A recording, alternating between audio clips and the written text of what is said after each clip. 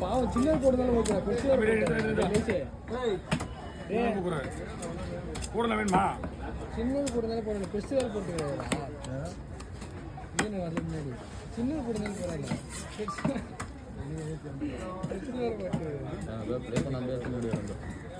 play பண்ணாலே இப்போ ஏன் ஒரு வீடியோ தெரியல